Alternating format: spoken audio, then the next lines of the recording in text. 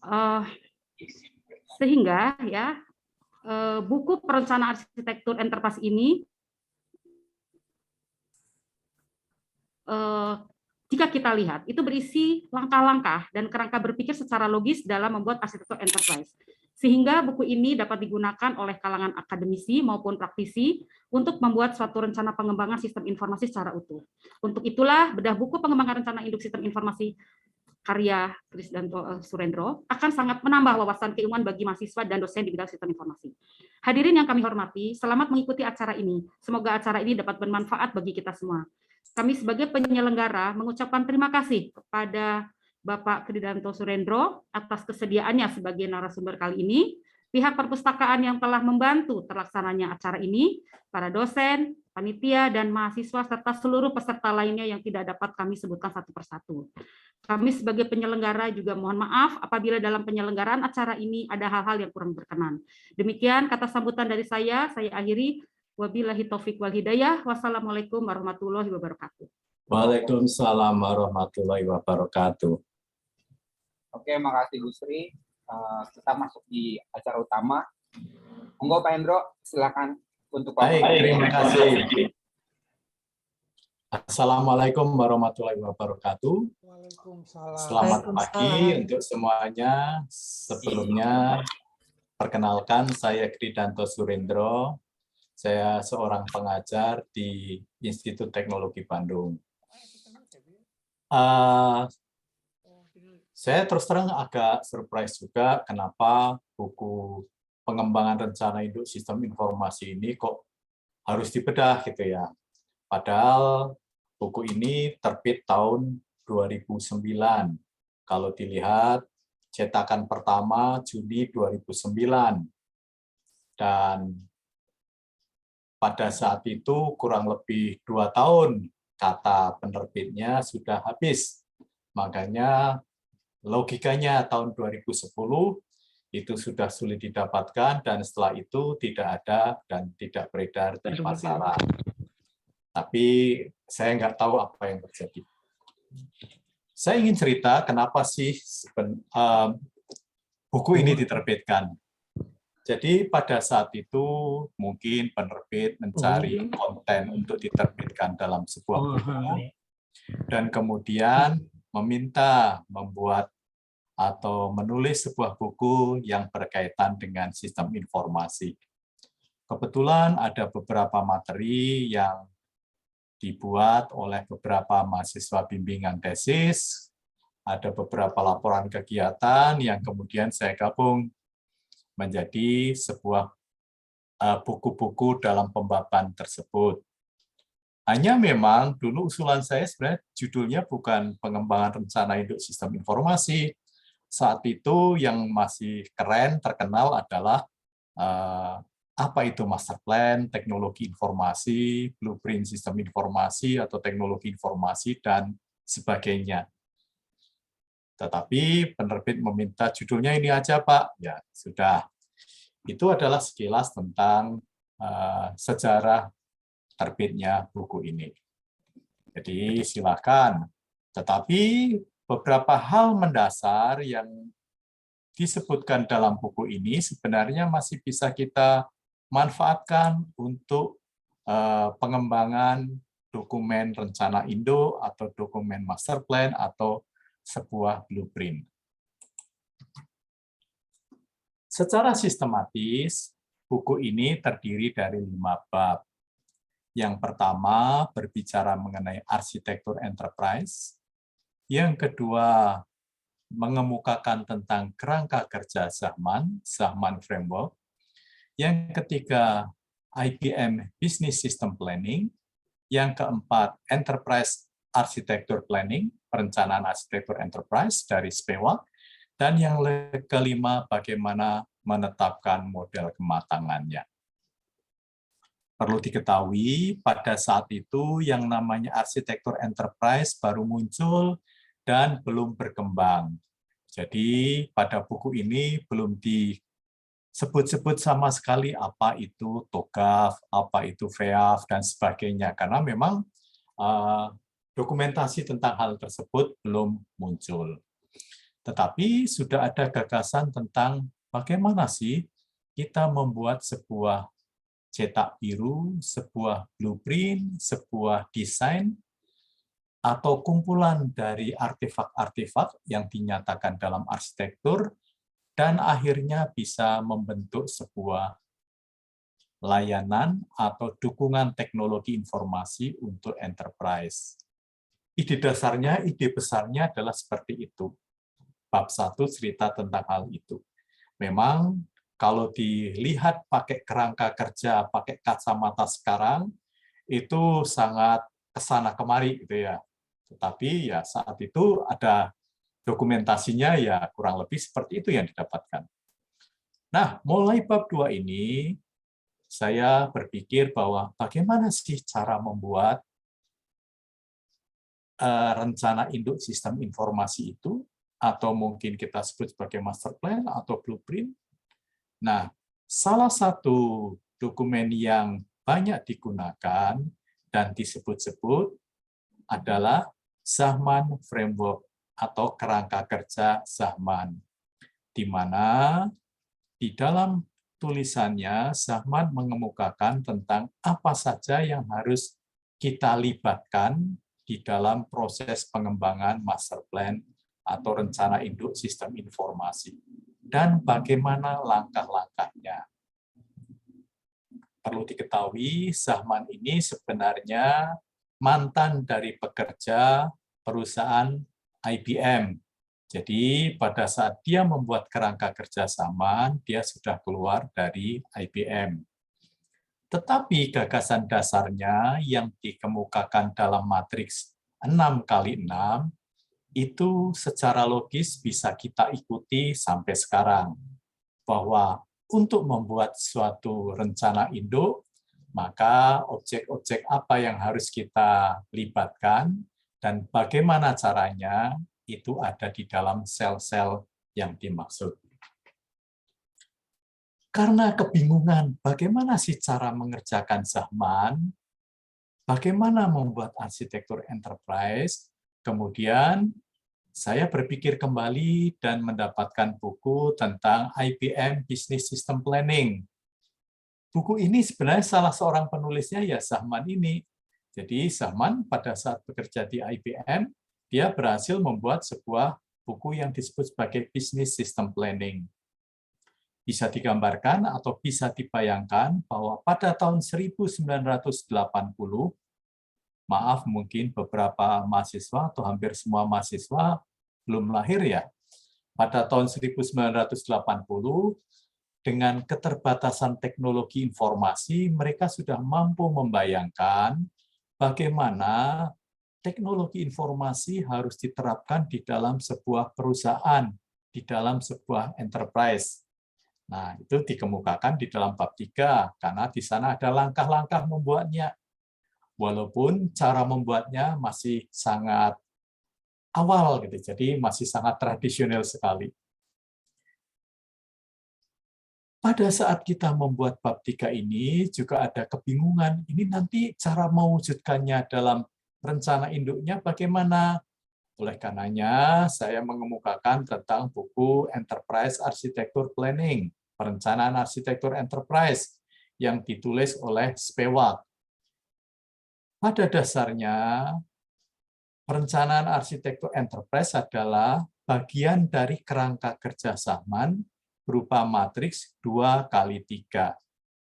Dan yang terakhir, saya ingin menyampaikan bagaimana sih kita melihat sebuah rencana induk sistem informasi itu seberapa baik atau seberapa hebat kemampuannya, maka dikemukakanlah yang namanya model kematangan.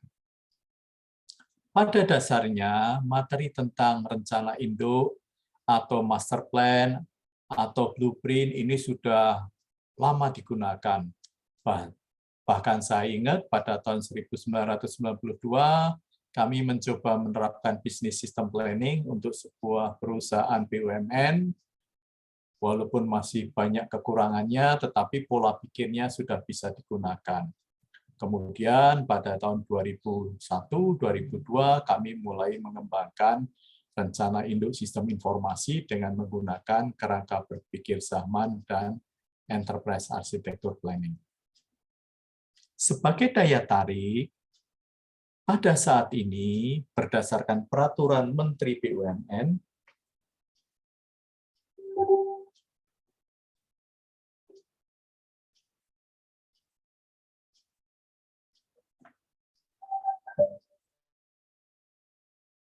bentar ini suka hilang ini. Berdasarkan peraturan Menteri BUMN, semua BUMN harus memiliki master plan teknologi informasi. Jadi bagi adik-adik mahasiswa, sebaiknya mulai belajar, terutama yang tertarik nih, karena program studi terkait baik sistem informasi maupun teknik informatika kan daya tariknya macam-macam nih. Nah, salah satunya bahwa pengembangan rencana induk, master plan, atau rencana kerja, atau apapun judulnya, itu merupakan suatu dokumen yang wajib dimiliki oleh perusahaan BUMN. Di sisi lain, berdasarkan peraturan Presiden tahun 2018, seluruh instansi pemerintah pusat dan daerah wajib memiliki arsitektur enterprise.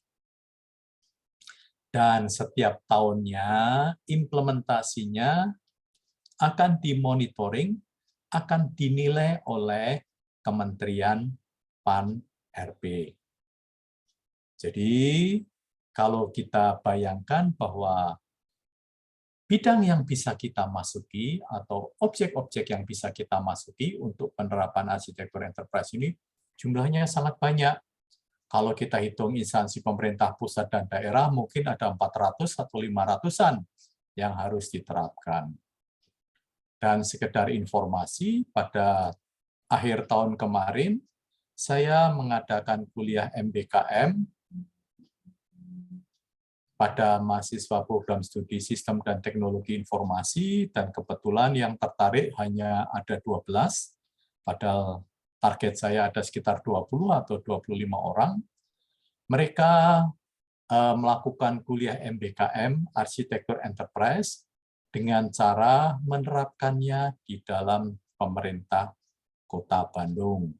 Jadi pemerintah Kota Bandung ya tentunya sangat menyambut kegiatan ini karena arsitektur enterprise untuk dinas-dinas tertentunya bisa dibuatkan oleh para mahasiswa itu.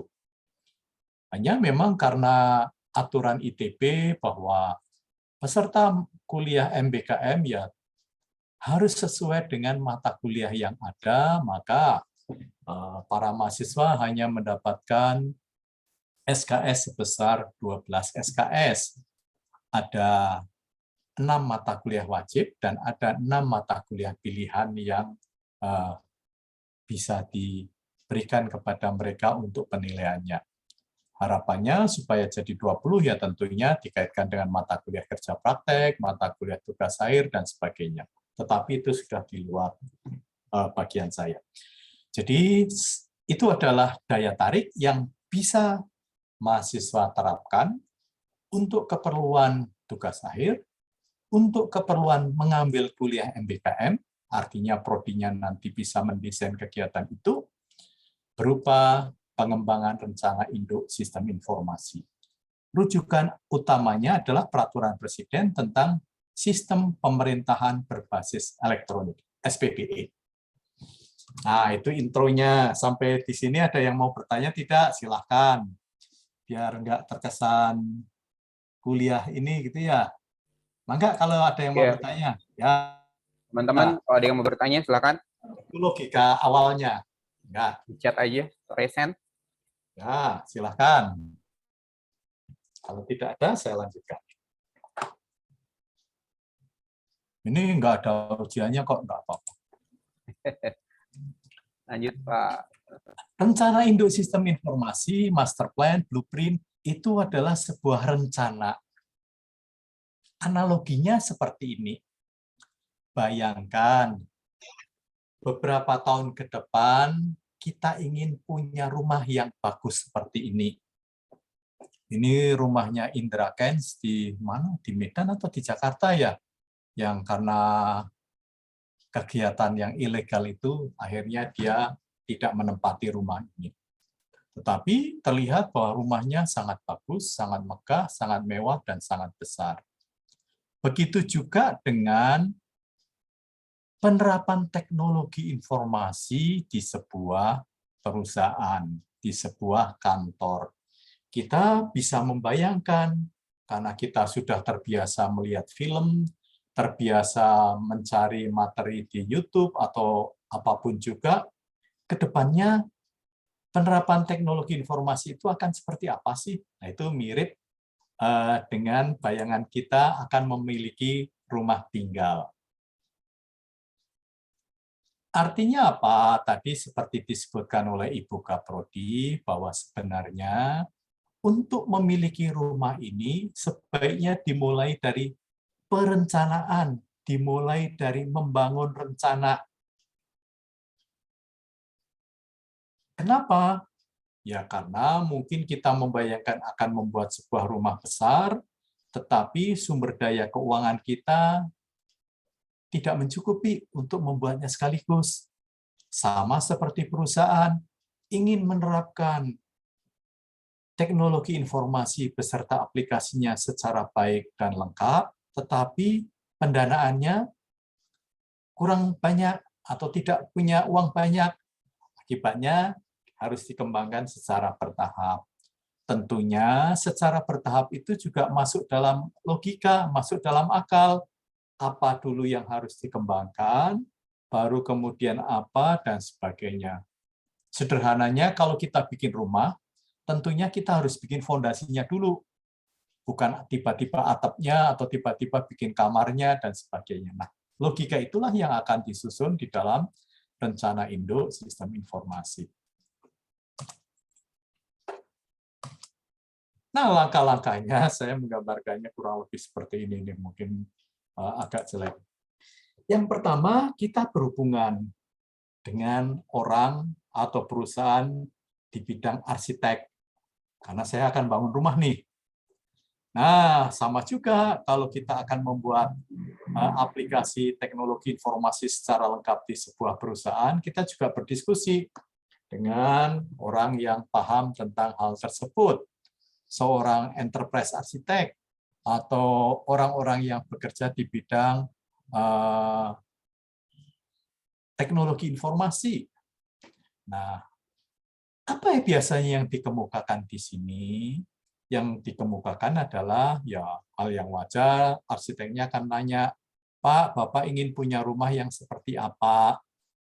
Nah, dari tanya jawab itu kan saya bisa menyampaikan rencana, gagasan, kedepannya saya ingin punya rumah seperti ini nih. Tetapi juga mungkin kita juga sampaikan kepada arsitek ini batasannya. Pak, tapi lahan saya sempit, 200 meter persegi aja. Keuangan saya nggak mungkin membangun secara utuh. Nah, dari hasil diskusi itu, kemudian seorang arsitek atau beberapa arsitektur enterprise akan membuat desainnya, akan membuat gambar-gambarnya. Sama seperti kalau kita akan membuat rumah, pasti diawali dengan desain atau gambar-gambar arsitektur ini. Ah iya Pak, ya tapi kan tetangga saya bikin rumah tanpa adanya desain ini juga jadi. Ya mungkin dia memiliki kemampuan membayangkan bentuk rumahnya di dalam memori dia, di dalam otak dia. Jadi pada saat menugaskan pegawai atau pekerja yang bikin rumah, dia tinggal nyuruh aja ini harus gini, ini harus gitu. Tetapi supaya kita tidak terkunci atau tidak tergantung pada orang-orang ini dalam hal pengawasan, kita bisa mendasarkannya pada diagram yang kita buat. Nah, diagram-diagram inilah sebenarnya yang menjadi dasar untuk pengembangan rencana induk sistem informasi. Kedepannya, perusahaan harus memiliki aplikasi sistem informasi apa saja. Bahkan kalau sekarang kan perusahaan harus memiliki aplikasi sosial media untuk keperluan marketingnya. Oh ya, saat ini saya dibantu dengan anggota tim saya sedang membuat rencana induk sistem informasi untuk sebuah perusahaan tekstil di Lewi Gajah Sana. Mereka minta agar aplikasinya nanti terpadu, datanya tunggal, artinya asal-usul datanya itu bisa dilacak, kemudian nanti hasilnya bisa dimanfaatkan oleh tim marketing untuk keperluan digital marketingnya. Dari dokumen ini kemudian dibuatlah, diterapkan, membangun rumahnya. Kalau di bidang kita biasanya terkait dengan pengadaan peralatan, pembelian software, hardware, jaringan, dan sebagainya. Tetapi yang lebih spesifik lagi adalah membangun aplikasi-aplikasi terkait. Entah konsepnya enterprise resource planning, atau karena keterbatasan dana, dibuatlah yang namanya sistem aplikasi yang terpisah-pisah. Tetapi karena rencananya sudah ada utuh, walaupun aplikasinya terpisah, ke depannya database-nya bisa disambung. Dan akhirnya setelah sekian tahun, biasanya kalau kami membuat perencanaan itu untuk 5 tahun, rumah yang dibayangkan akan terwujud. Jadi, logika berpikir untuk mengembangkan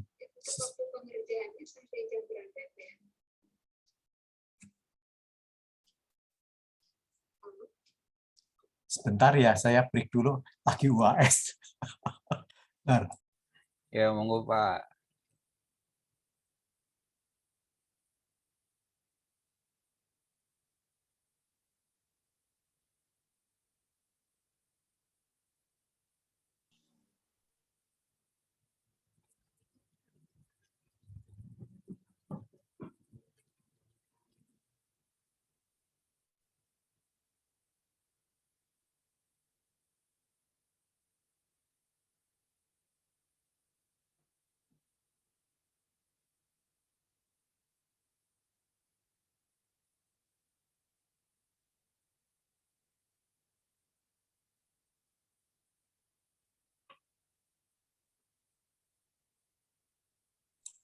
Ya, punten. Oke, ada pertanyaan di sini, silahkan. Jadi, logika berpikirnya, membuat implementasi teknologi informasi, sistem informasi, itu mirip logika berpikir rekan-rekan kita di planologi, arsitektur, dan teknik sipil digabung jadi satu. Pada saat pertama, sebenarnya di fase ini dengan fase ini, analogi dengan pekerjaan seorang atau keahlian rekan planologi. Kemudian sini ke sini keahlian dari rekan-rekan arsitektur, kemudian ke sini keahlian dari rekan-rekan dari teknik sipil, dan akhirnya kita tempati rumah dan bangunannya. Mak nih, Mak, ada Jalan Kelapa Gading. Ini kata hasil kan? Ya.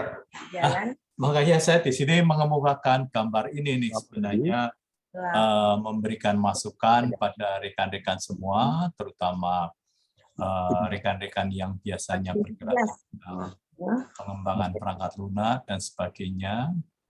Pada saat pengajaran kepada mahasiswa, seringkali kita memberikan gambaran kepada mereka seolah-olah kita adalah superheroes.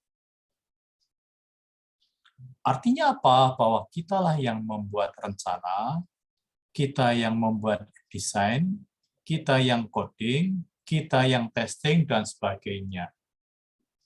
Itu seolah-olah bisa dilakukan oleh sendiri atau mandiri atau ya oleh tim itu sendiri. Padahal pada dasarnya hal tersebut tidak mungkin bisa kita lakukan. Kita tetap membutuhkan tim kerja yang baik.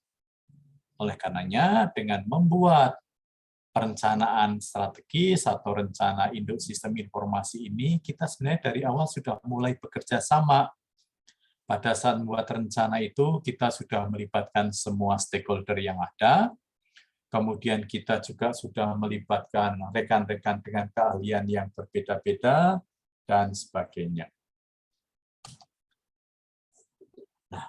Untuk memulainya, terkait dengan rencana induk sistem informasi, sebenarnya konteksnya juga sama dengan arsitektur enterprise. Pada dasarnya, rencana induk sistem informasi, kalau sekarang mungkin lebih cocok kita nyebut sebagai arsitektur enterprise, adalah sebuah cetak biru yang bersifat konseptual, yang menetapkan, mendefinisikan struktur dan operasi dari sebuah organisasi. Jadi bisa dibayangkan bahwa rencana induk sistem informasi itu sebenarnya jembatan antara masa kini menuju masa depan. Makanya tadi gambar yang sebelumnya kan ini rumah bagus, ini mungkin kondisi rumah yang kita tempati saat ini. Bagaimana proses transformasi dari kondisi saat ini menuju masa depan itu bisa diwujudkan melalui rencana induk sistem informasi. Tujuan utamanya adalah untuk menetapkan bagaimana sebuah organisasi secara efektif dapat mencapai tujuan di masa depan. Nah, karena jembatan ini biasanya direncanakan akan dicapai selama sekian tahun, misalnya 5 tahun, maka sebaiknya dokumen rencana induk sistem informasi atau dokumen arsitektur enterprise atau dokumen blueprint itu diberi versioning. Artinya dokumen Renstra, dokumen rencana induk versi tahun 2022. Kenapa?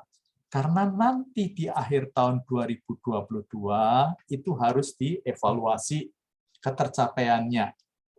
Setelah dievaluasi ketercapaiannya, mana yang tercapai, mana yang tidak tercapai, mana yang melebihi, dan sebagainya. Dokumen rencana induk tadi kita revisi kembali untuk digunakan tahun 2023, maka ada versi 2023. Apa itu arsitektur? Arsitektur adalah struktur dari komponen-komponen. Jadi artinya ada banyak komponen di dalam teknologi informasi yang akan diterapkan di perusahaan kita. Ada orang, ada data, ada aplikasi, ada teknologi, ada sisi keamanan, bahkan konsep SPPE ada layanan yang harus dilakukan. Arsitektur adalah struktur dari komponen beserta saling keterhubungannya, serta prinsip-prinsip dan aturan yang mengarahkan proses rancangan dan evolusi sepanjang waktunya. Jadi ini TOGAF, sebuah organisasi yang sifatnya terbuka, yang mengembangkan framework arsitektur enterprise. Dia mendefinisikannya seperti ini. Barangkali mungkin nanti ya pada dasarnya sama seperti rencana induk itu ya harus melibatkan semua hal yang ada tersebut. Kenapa kita membutuhkan sebuah framework, sebuah kerangka berpikir, kerangka kerja untuk membuat rencana induk sistem informasi? Karena framework itu yang merupakan struktur konseptual akan kita gunakan untuk mengembangkan, mengimplementasi, dan melanjutkan rencana-rencana arsitektur enterprise yang ada. Oleh karenanya, sebuah framework harus terdiri dari satu, metode.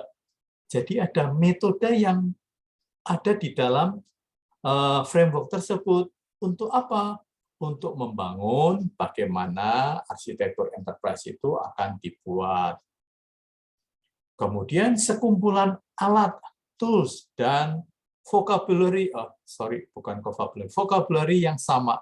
Jadi istilahnya ada sejumlah alat, ada sejumlah katas, ada sejumlah tools, ada sejumlah algoritma, dan ya bahasa yang dipahami secara sama oleh semua pihak, serta standar-standar yang direkomendasikan.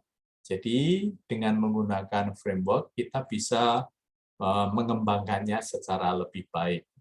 Common vocabulary artinya semua orang yang ada yang mengerjakan pekerjaan tersebut memahami istilah, memahami mungkin suatu topik itu sama.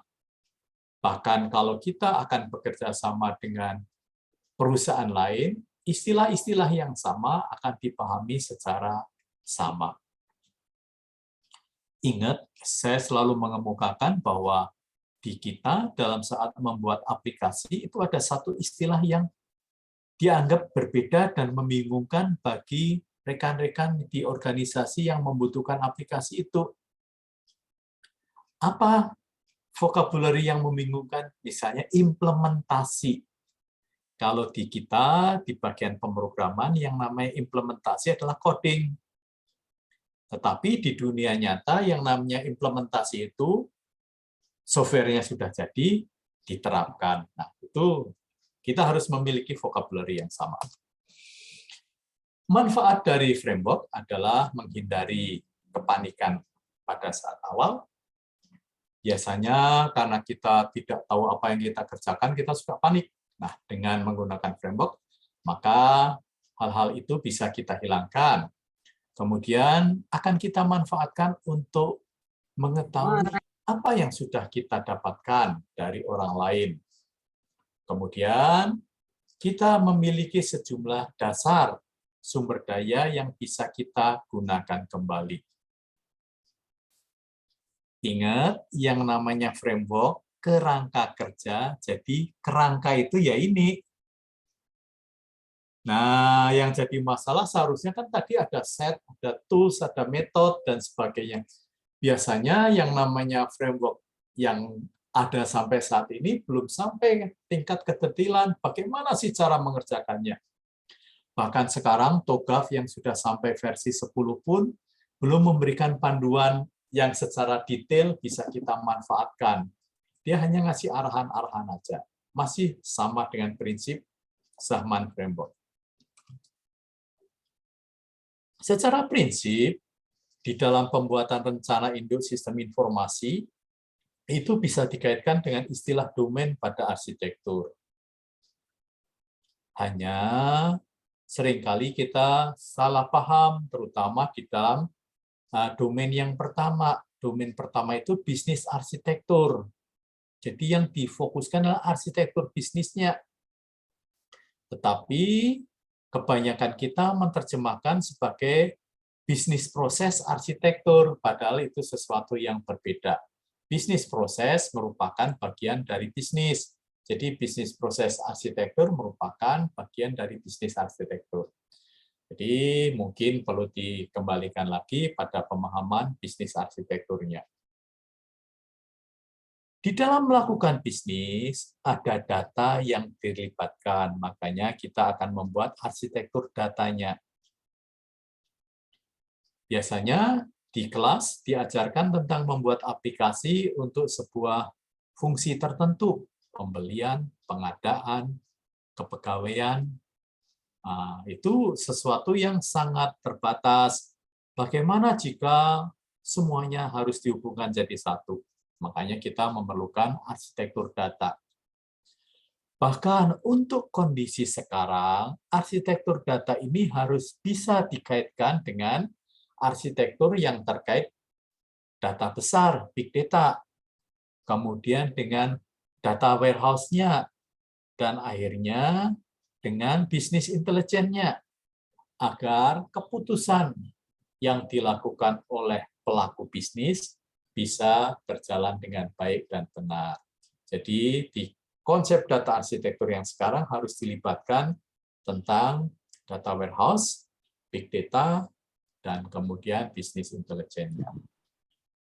Data bisa kita peroleh melalui aplikasi, maka ada arsitektur aplikasinya. Data dan aplikasi bisa berjalan di dalam platform teknologi tertentu, maka harus ada arsitektur teknologinya.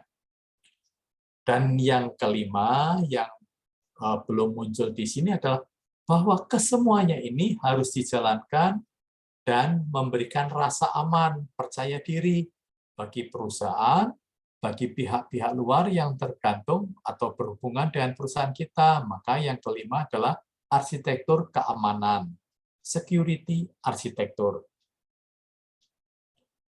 Kalau kita merujuk pada peraturan presiden tentang sistem pemerintahan berbasis elektronik, maka ada satu domain lagi yang namanya domain layanan. Domain layanan itu sebenarnya ya merupakan akhir dari proses bisnis. Kita akan berhubungan dengan pihak luar, maka itu disebut sebagai services. Kita melayani pihak luar. Ide dasarnya adalah ini ada di domain layanan. Domain layanan itu akan sangat tergantung pada proses bisnis yang ada, data yang ada, aplikasi yang ada, teknologi yang ada, dan juga keamanan yang dijamin di sana. Oke, baik, sampai di sini ada yang mau bertanya, silakan. Silakan Bapak Ibu, teman-teman mahasiswa. Takutnya nanti saya ngelantur kemana-mana. Udah Biasa. menarik Pak, luar biasa. Ada, silakan. Di chat, monggo. Oke, kalau nggak ada, dilanjutkan. Oke Pak.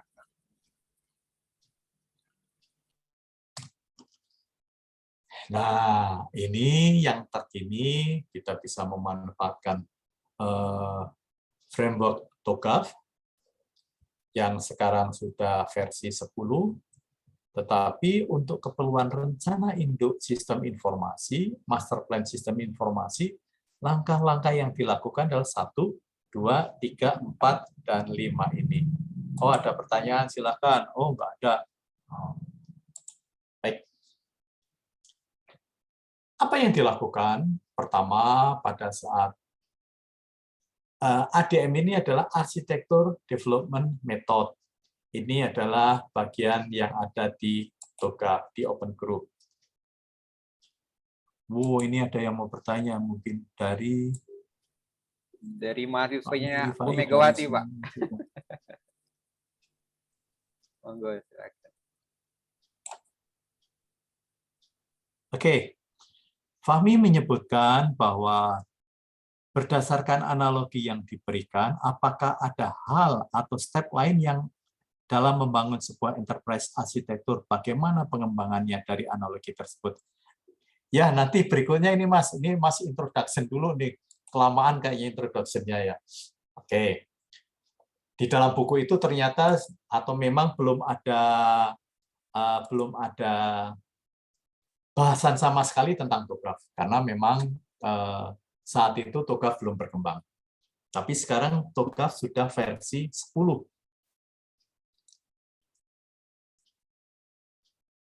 Hanya kelihatannya ini lebih baik dan lebih lengkap dibandingkan cara berpikirnya Zahman.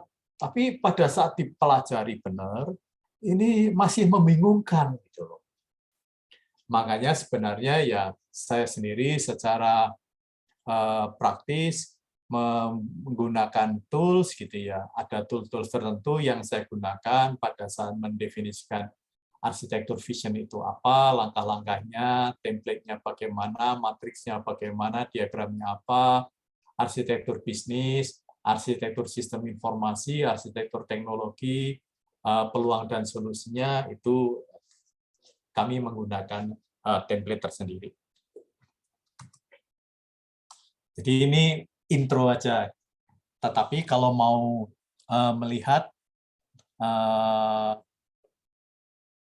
ya ini juga bukan ini ya promosi atau bukan apa ya.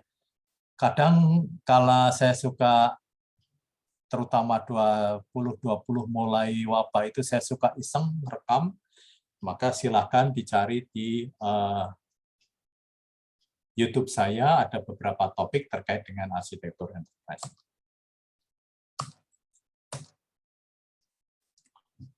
Pada saat awal, cara membuat arsitektur enterprise, kita melihatnya secara umum. Jadi, kalau bisa dibayangkan, Zahman Framework itu seolah-olah kita melihat sebuah bidang melalui helikopter.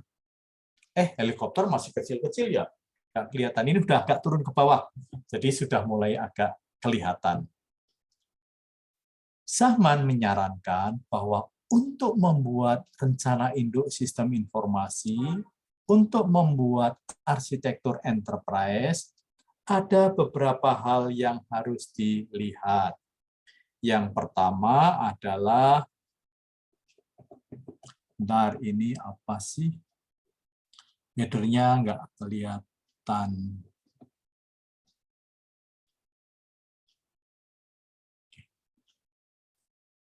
Motivasi, timing, organisasi. Oke, jadi kolom pertama ini menyatakan data yang diolah dan dikelola di sebuah organisasi. Ingat ya, kalau kita melakukan aktivitas, maka ada data dan informasi yang mengalir di sana. Biasanya kalau kita membuat sebuah rancangan aplikasi, maka ada rancangan datanya. Nah, itu ada di kolom pertama.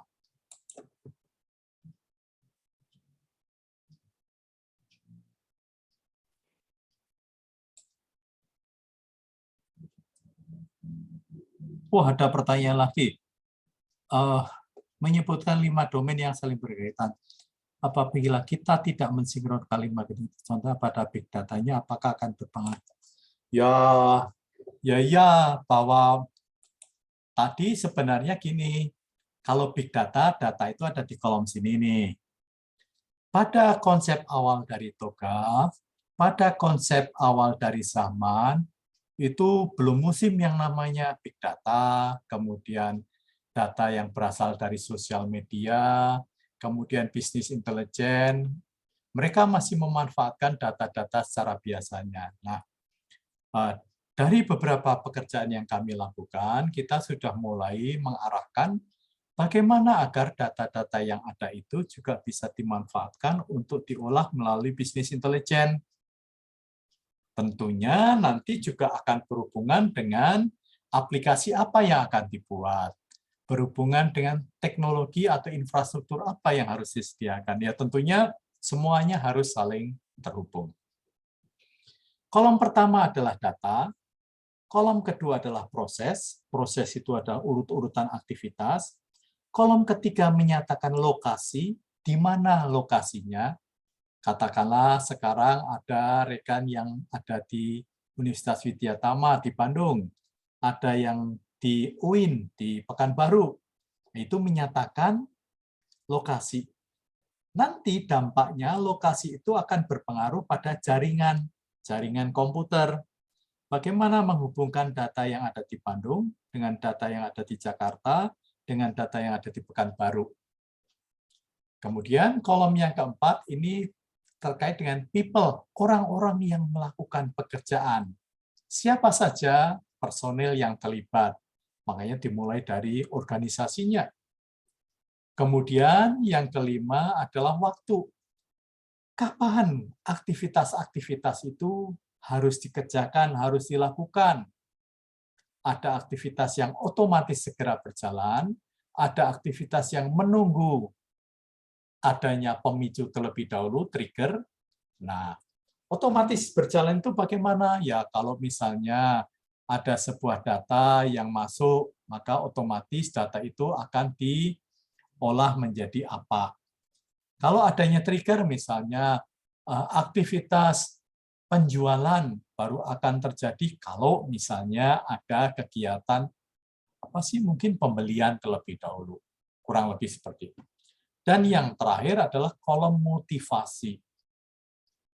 Motivasi ini kadang masih susah untuk diterjemahkan sampai sekarang, tetapi saya mulai menyadari bahwa kolom motivasi ini sebenarnya governance, IT governance yang bisa kita lakukan.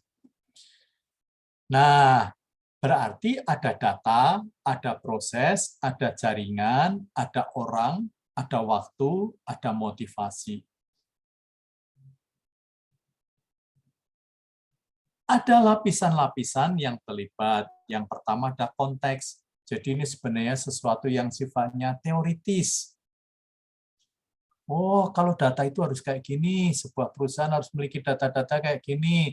Kemudian kalau aktivitasnya mungkin ini menggunakan konsep value chain atau konsep SIPOC atau apapun juga dan sebagainya, ini adalah teori. Kemudian bisnis konsep ini penerapan teori yang dijalankan di dalam perusahaan. Makanya di sini sudah berkaitan dengan model-model aktivitas-aktivitas yang ada di perusahaan. Kemudian diturunkan secara lebih dalam lagi dengan para perancang desainer. Ini sudah mungkin ya rancangan atau desain untuk data, untuk aplikasi, untuk jaringan, organisasi, dan sebagainya. Kemudian rancangan itu kemudian diimplementasikan. Ini adalah aspire, jadi ini dibangun, dibuat, dan kemudian diimplementasikan, digabungkan semuanya, dan yang terakhir digunakan. Jadi kalau berpikir analogi tadi, baris ke-6 ini rumahnya sudah jadi ditempati. Baris pertama mungkin kita baru berkomunikasi dengan arsitektur enterprise. Baris kedua kita mungkin berhubungan dengan desainer. Kalau perumahan atau rumah itu dengan planologi. Kemudian kita mulai membangun berhubungan dengan arsiteknya, kemudian dengan teknik sipilnya, dan sebagainya. Logikanya seperti itu. Di dalam Saman Framework, beliau mengemukakan bahwa setiap sel ini memiliki karakteristik yang berbeda-beda. Jadi ini dengan ini pendekatannya berbeda. Ya jelas ini data, ini proses. Tetapi di dalam Saman Framework, beliau mengemukakan mana yang akan dikerjakan terlebih dahulu, apakah kolom 1, 2, 3, 4, 5 itu terserah kita. Tapi yang dari atas ke bawahnya harus urut. Teorinya terserah, tapi prakteknya akhirnya kembali lagi kolom 1 data, kolom 2 proses, kolom 3 jaringan, kolom 4 organisasi, kolom 5 waktu, dan kolom 6 motivasi.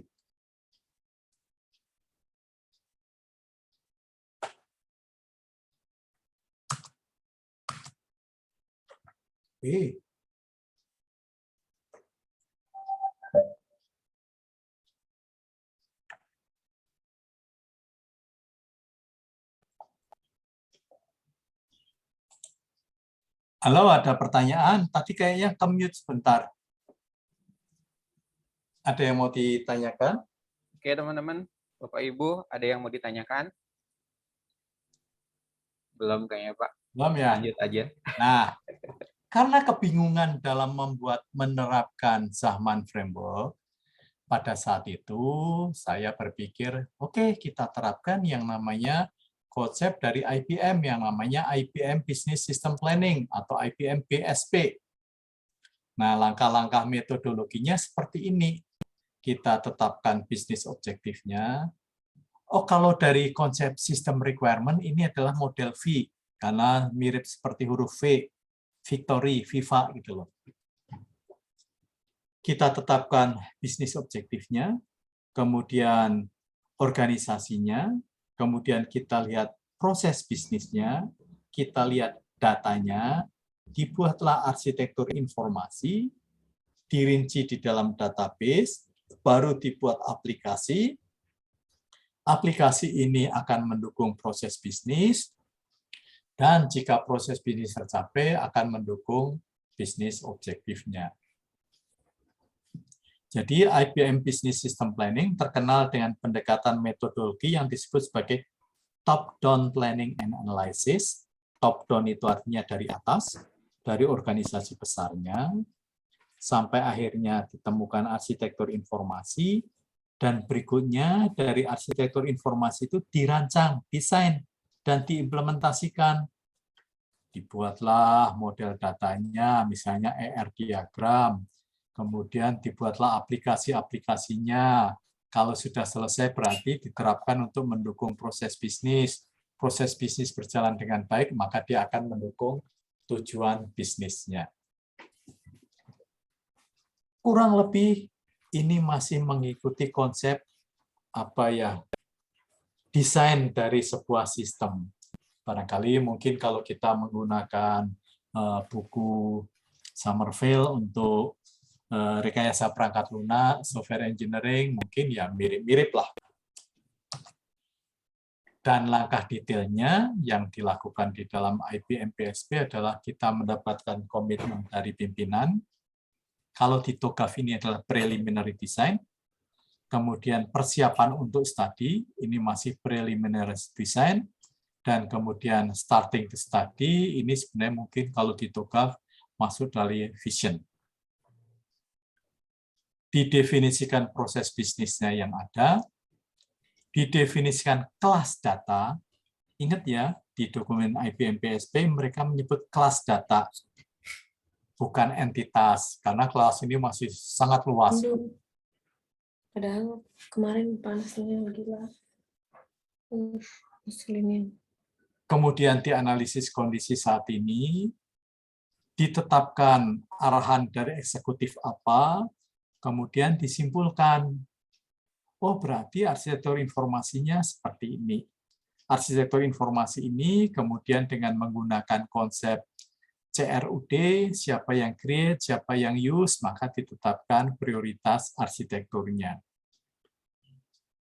Bersamaan dengan itu, kita melihat sumber daya informasi, terutama database yang sudah ada apa, dan akhirnya dibuat di dalam implementasinya. Nah, konsep itulah yang digunakan untuk membangun rencana induk sistem informasi pada tahun 2000 sekian dulu. 13 tahun atau 12 tahun yang lalu ya. Karena kita belum ada pengetahuan-pengetahuan yang lain. Nah, pada saat membuat berdasarkan IBM PSP juga masih bingung, karena ternyata sangat besar. Makanya pada saat membuat arsitektur enterprise, untuk keperluan rencana strategis, digunakanlah buku yang berjudul Enterprise Architecture Planning, EAP. Ditulis oleh Spewak. Pada dasarnya, EAP adalah penerapan sel-sel dari Zahman Framework yang ukuran 2x3. Jadi, levelnya benar-benar masih helikopter view di sini. Yang dilihat hanya data, fungsi, dan jaringan. Orangnya belum kita definisikan, waktunya belum, dan motivasinya tidak. Tetapi dengan EAP ini sebenarnya kalau kita mengerjakan beberapa pekerjaan terkait dengan master plan, terkait dengan blueprint, itu sudah mencukupi. EAP, langkah-langkahnya seperti ini, ada inisiasi perencanaan, pemodelan bisnis, identifikasi sistem saat ini, kemudian dilakukan pembuatan arsitektur data, arsitektur aplikasi, arsitektur teknologi, baru diimplementasikan. Kurang lebih sebenarnya ini sudah memenuhi untuk langkah awal. Pada saat menugaskan mahasiswa untuk kuliah MBKM di pemerintah Kota Bandung, kita juga menggunakan konsep ini, hanya kita menggunakan tools-tools yang lebih spesifik yang sangat membantu mahasiswa untuk melakukan pekerjaannya. Dan yang terakhir, seberapa baik proses arsitektur enterprise itu dilakukan, maka pada buku tersebut saya sampaikan tentang maturity level. Maturity level yang ada di sana sebenarnya merujuk kepada CMMI yang dibuat oleh kelompok Carnegie Mellon, tetapi ini contoh yang di sini adalah Gartner, tetapi konsepnya sebenarnya begini. Kita harus paham apa itu maturity, apa itu capability. Capability itu adalah kemampuan melakukan sesuatu, maturity adalah kemampuan melakukan semuanya secara baik. Jadi seolah-olah kalau kita lihat ada seorang anak, oh dia capability-nya bagus. Katakanlah, loh dia umur berapa, kelas berapa? Dia sudah kelas 4 SD, tapi kemampuan matematikanya mirip Anak SMP, wah itu capability namanya. Capability-nya bagus. Tetapi dari sisi maturity, bukan dinilai hanya dari pelajaran matematika saja, ada mata pelajaran bahasa Indonesia, mata pelajaran agama, mata pelajaran mungkin sosial, komunikasi dengan orang lain, mata kuliah yang lainnya, dan sebagainya. Jadi maturity level itu istilahnya adalah bagaimana semuanya harus dikuasai dengan baik. Oke, sampai di sini ada pertanyaan, silakan. Dan ini karena ada pesanan bagaimana cara menulis buku, pada dasarnya ya tergantung dari Bapak Ibu dosen, kita mau menulis buku yang mana. Apakah buku ajar? Buku ajar itu adalah buku yang ditulis untuk memenuhi mata kuliah tertentu, maka rujukan utamanya adalah kurikulum dan silabus mata kuliah tersebut. Jadi berdasarkan rencana pembelajaran semester yang ada, kemudian kita terjemahkan ke dalam buku susunannya seperti itu. Atau juga buku referensi. Nah, buku rencana induk sistem informasi itu saya anggap sebagai buku referensi karena saat itu tidak dibuat untuk memenuhi mata kuliah tertentu, tapi memberikan gambaran dan bayangan pada pembacanya bagaimana sih membuat sebuah master plan atau membuat sebuah rencana induk. Dan penulisan buku ini, baik buku ajar maupun buku referensi, ini Dikti setiap tahun juga memberikan dana hibah. Silakan para dosen yang memiliki semangat tinggi membuat buku ajar atau buku referensi. Nah, untuk itu ada syarat-syaratnya. Kalau kita akan membuat buku ajar atau sebuah dokumen buku dianggap sebagai buku ajar, kalau penulisannya, kertasnya berukuran minimal 15,5 cm atau 23 cm. Ukuran kertas apa saya nggak tahu nih. Kemudian marginnya atas 2, bawah 2, kiri 2, kanan 2. Fontnya Times New Roman ukuran 12, spasinya 1,5. Tebal buku minimal 140 halaman. Di luar halaman indeks, daftar pustaka, di luar halaman isi, daftar pustaka, lampiran, glosarium, dan indeks. Jadi, kalau Bapak Ibu sekalian mau menulis buku ajar itu sesuai dengan kurikulum mata kuliah tertentu, syarat dari fisik bukunya seperti ini. Kemudian dari sisi isinya, ada halaman judul dan halaman pengarangnya, ada prakata, kata pengantar, ada daftar isi, daftar tabel, daftar gambar, daftar lampiran, ada pendahuluan atau pengantar berupa deskripsi mata kuliah, tujuan penulisan buku, cara menggunakan buku untuk belajar secara mandiri. Kemudian ada batang tubuh. Batang tubuh ini berupa ini. Setiap bab adalah pokok bahasan pada 1 minggu pertemuan sesuai SAP mata kuliah. Jumlah bab sama dengan jumlah minggu pertemuan dalam SAP mata kuliah. Setiap bab memiliki struktur sebagai berikut. Ada capaian pembelajaran, paparan materi, rangkuman, latihan, dan evaluasi. Jadi artinya kalau kita membuat buku ajar menurut konsepnya Dikti, minimum ada 14 bab. Ingat ya, 1 semester itu 16 kali pertemuan, kemudian ada 1 pertemuan UTS, 1 pertemuan EAS, jadi kuliahnya ada 14. Nah, itu yang disebarkan di dalam ini. Ada daftar pustaka, ada glosarium, ada indeks. Sebaliknya, untuk penulisan buku referensi, kertas berukuran 15,5 kali 23, marginnya 2222, format fontnya Times New Roman ukuran 12, spasinya 1,5, tebal buku minimal 80. Jadi buku ajar tadi 140, buku referensi 80. Dan isinya ada halaman judul dan nama penulisnya, ada kata pengantar, ada daftar isi, daftar tabel, daftar gambar, daftar lampiran, ada pendahuluan, ada batang tubuh, ada daftar pustaka, ada indeks, dan tebal batang tubuh minimal 80 halaman. Jadi kalau diperhatikan berdasarkan rujukan ini, maka buku pengembangan rencana induk sistem informasi menurut saya masuk di dalam buku referensi, karena memang bisa dimanfaatkan oleh berbagai mata kuliah. Baik, mungkin itu yang bisa saya sampaikan. Ada yang ingin ditanyakan, silakan. Kayaknya saya bingung nih. Oke, Bapak Ibu, teman-teman semua, ada yang mau ditanyakan? Silakan. Silakan Bapak Ibu semua. Bapak Ibu Yang tadi dari yang chat, Pak. silakan. Kalau mau bertanya langsung aja, nggak usah lewat chat. Ya. Biar gampang. Monggo, langsung aja buka. Hendro.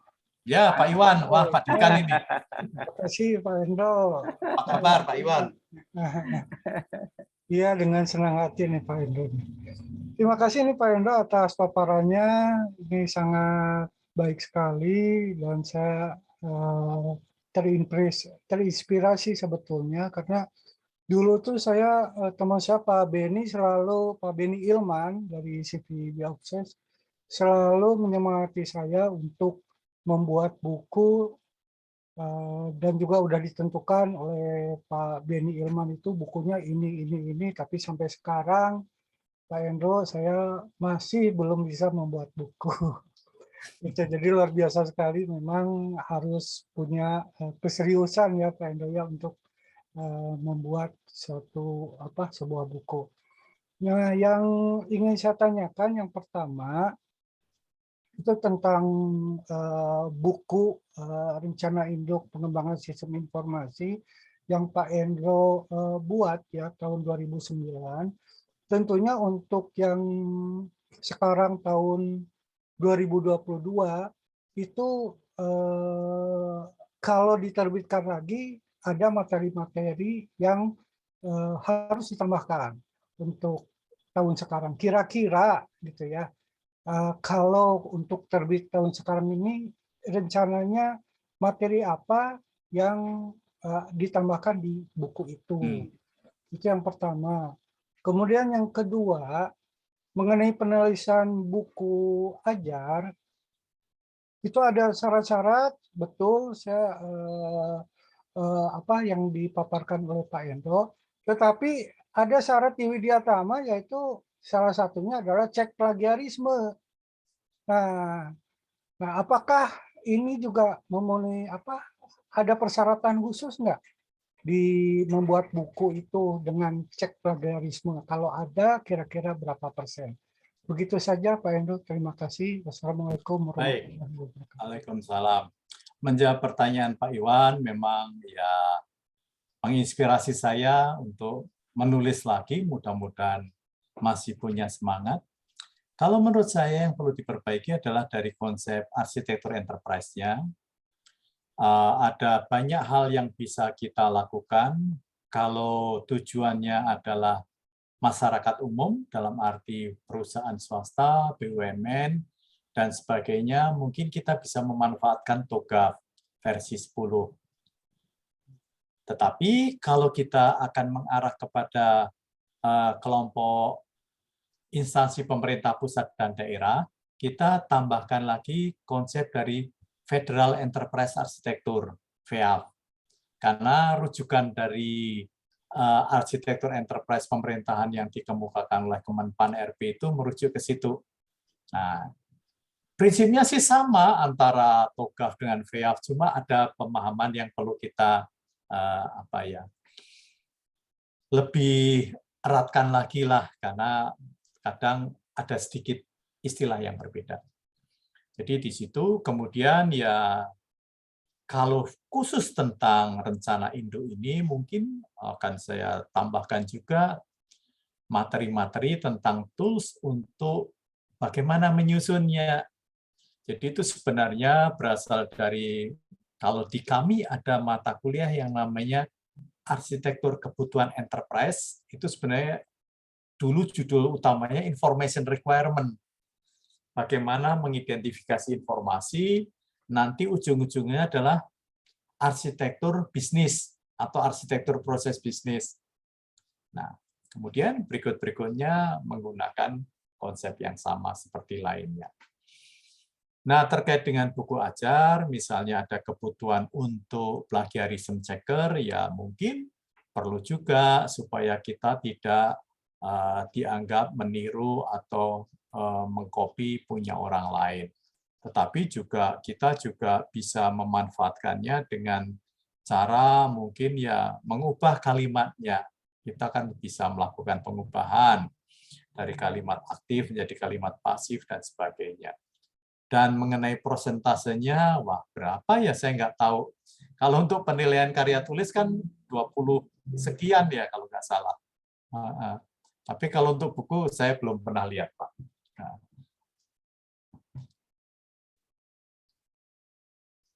Mudah-mudahan bisa menjawab dari pertanyaan Pak Iwan. Silakan. Terima kasih Pak Indro. Enggak. Mahasiswa gimana nih? Ada yang mau ditanyakan? Mangga. Silakan teman-teman yang lain. Ya. Kalau mau melakukan MBKM, ayo nanti saya ajarin. Jadi terutama bagi program studi kan itu ada hibah PKKM ya, Betul, yang Pak. besarnya sampai miliaran gitu ya. Kita dapat, Pak. Oh sudah dapat ya? Nah ini saya University, Pak, University yang dapat. University. Nah, ini saya reviewernya nih.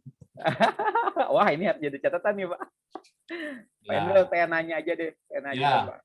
Alhamdulillah, Pak, kita juga MBKM sistem informasi ini kita jadi yang pertama di Widyatama untuk MBKM. Terus kita juga punya beberapa tempat seperti di desa itu, Pak. Nah, terus kadang-kadang ada pertanyaan klasik dari mahasiswa gitu kan.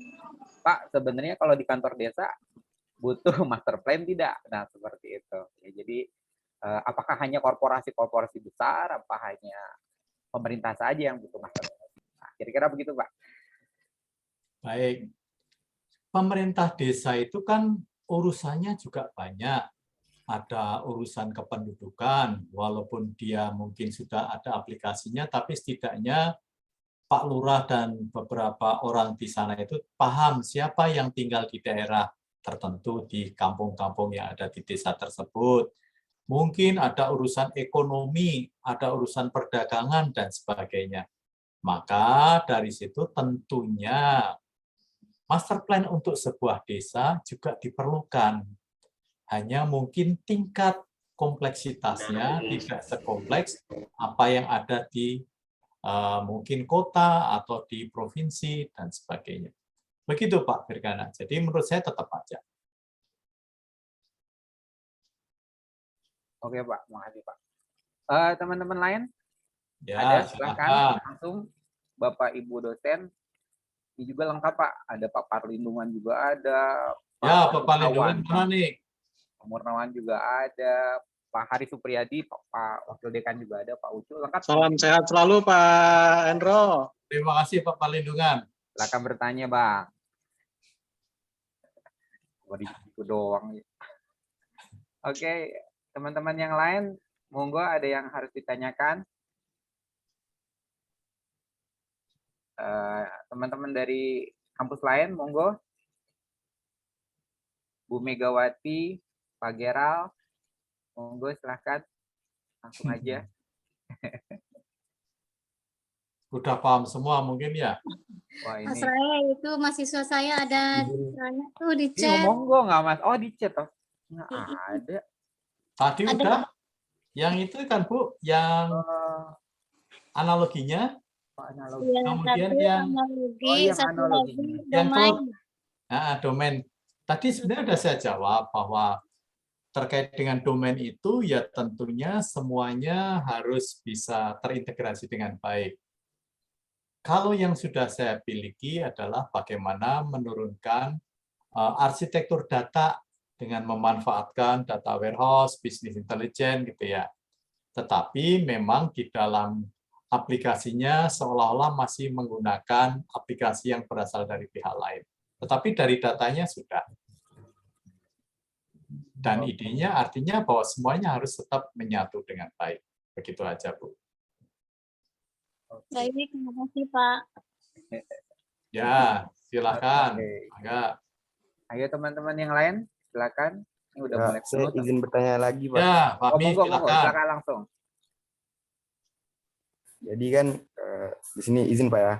Jadi dalam untuk penentuan enterprise arsitektur ini kan ada urutannya tuh Pak, yang BDAT, yang bisnis, data, aplikasi sama teknologi. Nah, ini kan pertanyaan umum juga Pak.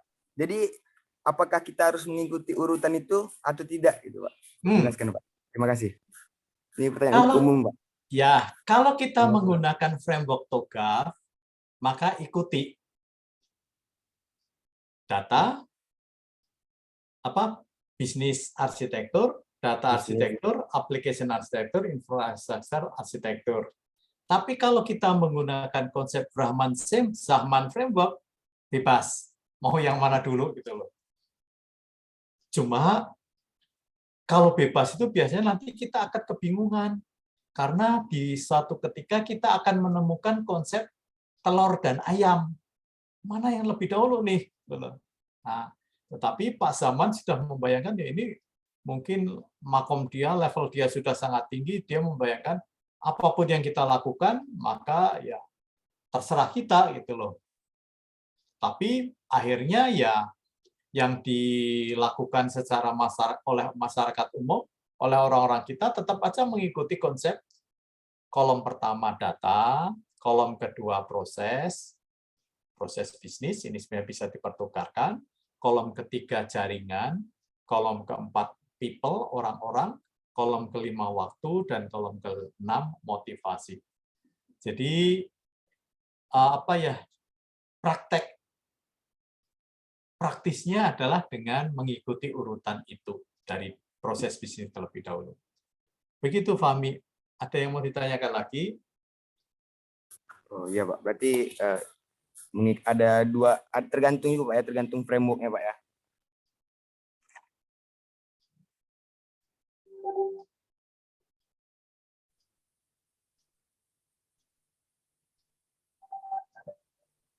Oke.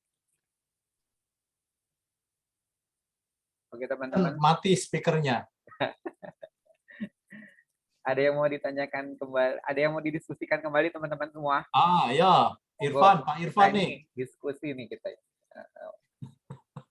Yo, Pak Endro. Ikut menyimak dulu nih Pak Endro. Masya Allah, tabarakallah. Ini ada Bapak Dokter nih. Monggo Bapak Dokter. Yo, masih menyimak dulu nih.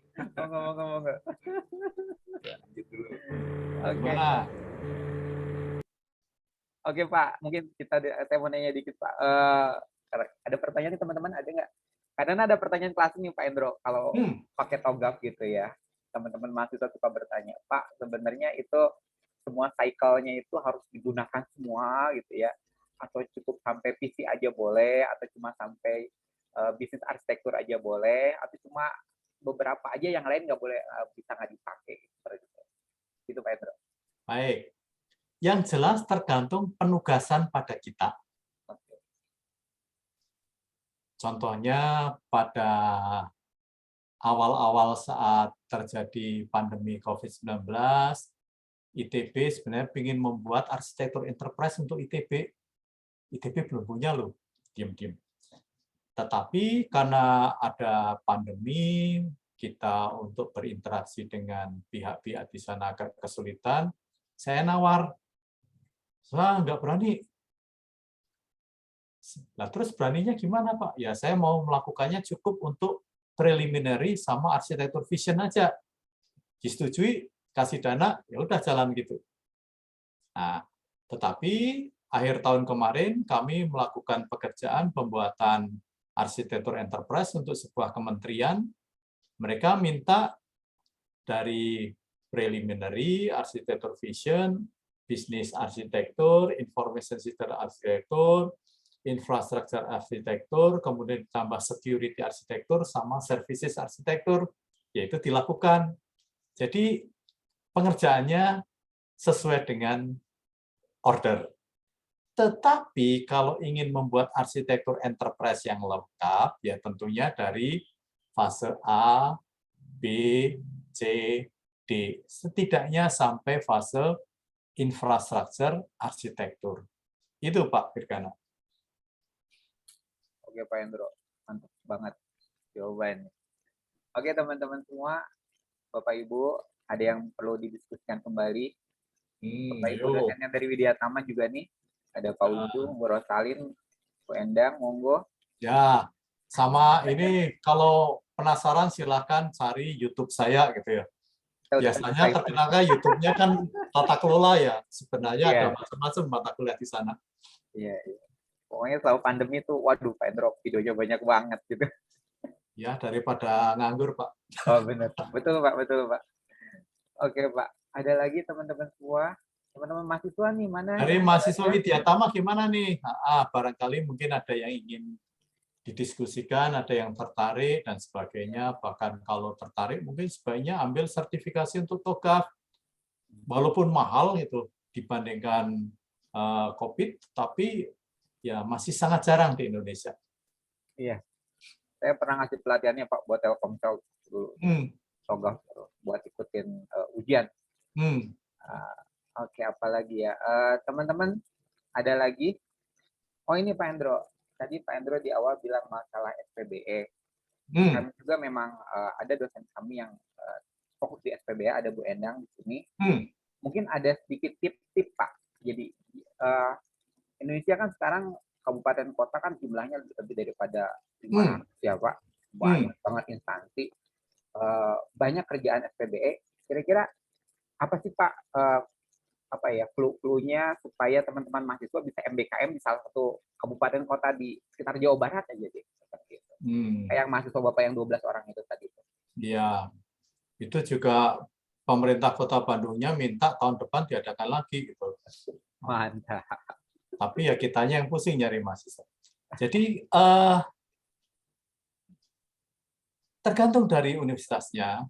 Kalau kami di ITB, mahasiswa boleh mengambil MBKM, tapi kompetensi yang harus didapatkan itu sesuai dengan kompetensi kalau dia menjalankan perkuliahan. Jadi artinya kuliah MBKM-nya itu harus ya setidaknya minimum setara dengan mata kuliah yang ada. Oleh karenanya, tinggal Bapak Ibu sekalian cek, ada mata kuliah apa sih yang diajarkan? Barangkali mungkin perancangan sistem informasi, atau database, atau jaringan, atau mungkin manajemen risiko, dan sebagainya. Itu banyak. Contohnya mungkin domain pertama tata kelola. Itu ada 11 indikator. Itu sebenarnya intinya adalah bagaimana membuat tata kelola untuk sebuah organisasi terkait dengan peralatan atau terkait dengan keseluruhan kebijakan untuk TIK SPBE. Kemudian yang kedua, implementasinya. Kita membuat arsitektur enterprise untuk SPBE, kita membuat rencana kerja untuk SPBE, kita membuat mungkin organisasinya, dan sebagainya. Tergantung dari kitanya. Di poin-poin aja. Apakah langsung mau to the point untuk membuat layanan, aplikasi layanan, di konsep berapa itu, di 45, 46, 47, indikator 45, 46, 47 itu paling bisa dilakukan secara mudah. Katakanlah mata kuliah database, mata kuliah aplikasi, sistem informasi digabung jadi satu untuk mengerjakan aplikasi di sana. Begitu Pak Ray. Waduh, makasih banyak nih Pak Hendro, luar biasa. Ada lagi teman-teman semua yang mau didiskusikan, Bapak Ibu. Ini sudah setengah 12 nih Pak Hendro, kasihan. Di ITB ya Pak? Sambil ya Pak? Di rumah Pak? Di rumah Pak. Kami kan masih work from home Pak. Oh gitu toh? Kita udah PTM nih Pak. Makanya tadi ujian juga di rumah. Oh, mantap. Ya. Kita baru PTM Pak, kita baru sebulan juga nih PTM. Iya. Iya.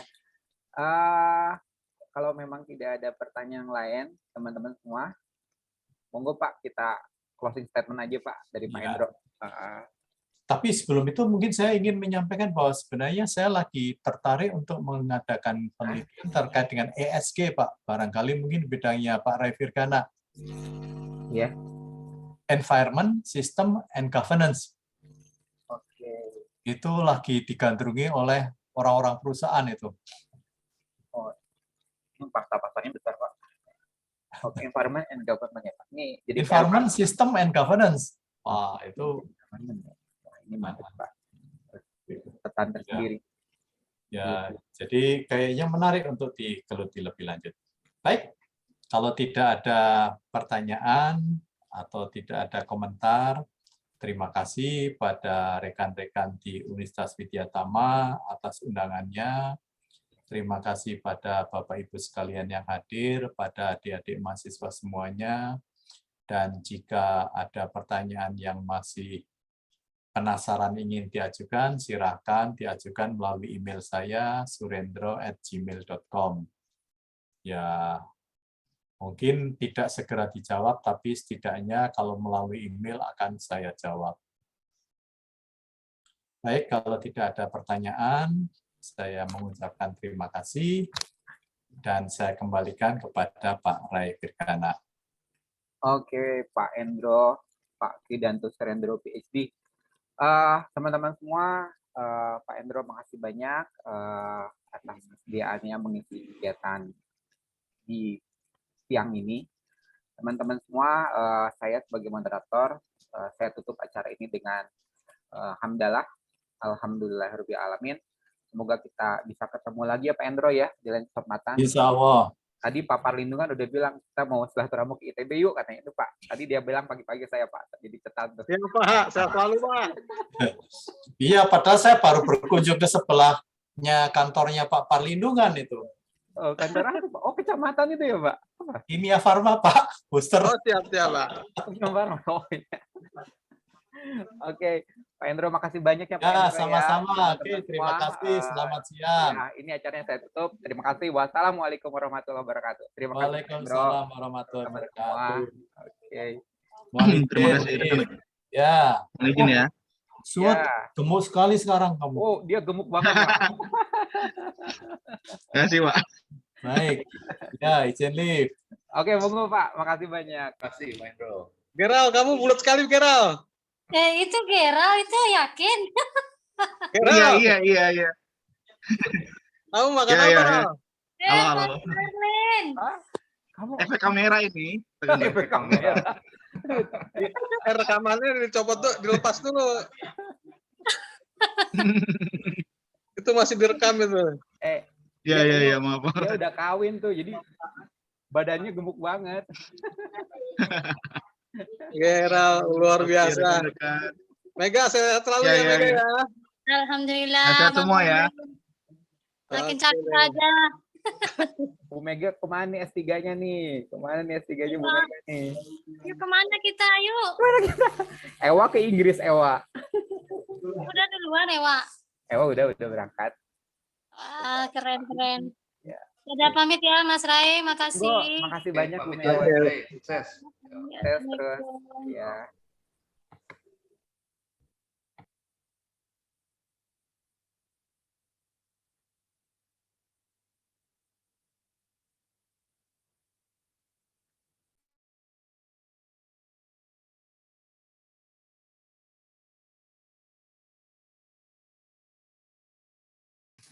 Terima kasih Pak Ray.